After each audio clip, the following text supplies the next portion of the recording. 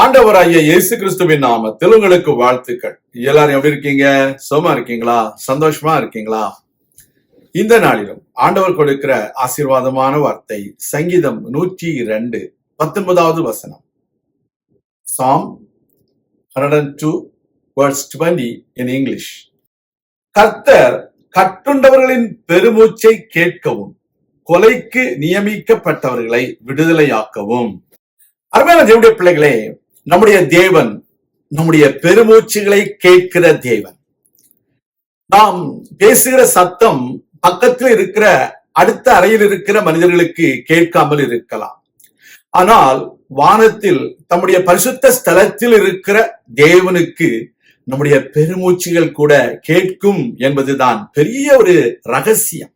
Dear children of God, our Lord God who is in heavens, in his sanctuary, is able to listen to our groanings.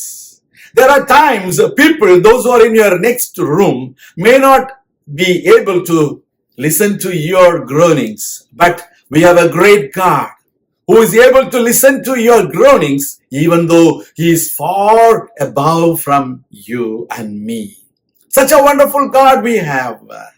And also he will deliver those people, those who are condemned to death. Why? Because there are people, those who are against them, they made false accusations and put them in prison. That is why these people are groaning. The Lord God is going to release them out of the prison on due time. அருமையான தேவனுடைய பிள்ளைகளே, சிறைப்பட்டவர்கள், கட்டுண்டவர்கள், இவருடைய பெருமூச்சுகளை அவர் கேட்கிறது மாத்திரமல்ல, அவர்களை அவர் விடுதலையாக்குகிறார். சிறையிலிருந்து கொலைக்கு நியமிக்கப்பட்ட மக்களை அவர் விடுதலையாக்குகிறார். In the life of Joseph, he was falsely accused and he was put in prison.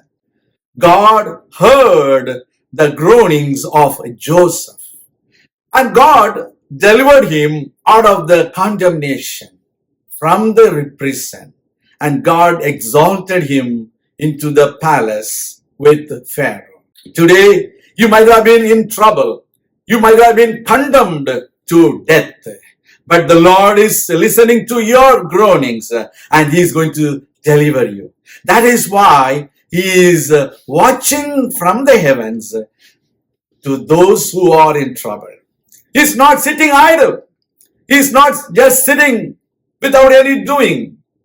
But he is going to deliver you. He is watching over you. He is gazing over you from the heavens. He will deliver you and he will bless you. நான் உங்களுக்காக ஜெபிக்கிறேன். எங்களின் பரலோக பிதாவே, உடைய பிள்ளைகளுடைய பெருமூச்சுகளை கேட்டு கொலைக்கு நியமிக்கப்பட்ட உடைய பிள்ளைகளுடைய ஆத்துமாவை நீர் விடுதலையாக்க போகிறீர். உமக்கு ஸ்தோத்திரம். நீர் பரலோகத்தில் இருந்தாலும் பூலோகத்தில் இருக்கிற எங்களை கண்ணோக்கி பார்க்கிற தேவன். எங்களை விடுதலையாக்கி எங்களை பல இக்கட்டுகளுக்கும் துன்பங்களுக்கும் அவ பேச்சுகளுக்கும் வியாதி விக்னங்களுக்கும் நோய் நொடிகளுக்கும் விடுதலையாக்குகிற தேவன். யார் யார் சுகவீனத்தோடு இருக்காங்களோ, யார் யார் டாக்டர்களால் கைவிடப்பட்ட நிலைமையில் இருக்கிறார்களோ, என் தேவனே அவர்களை விடுதலையாக்கும். அவர்களை விடுதலையாக்கும். அவர்கள் வாழ்க்கையில மேலான நன்மைகளை செய்தருளும். உடைய நாமத்தை மகிமைப்படுத்தும். தாழ்த்தி ஒப்புக் கொடுக்கிறோம். இயேசு கிறிஸ்துவின் நாமத்தில் ஜெபிக்கிறோம் எங்கள் நல்ல பிதாவே. ஆமேன். கர்த்தர் தாமே உங்களை ஆசீர்வதிப்பாராக. ஆமேன்.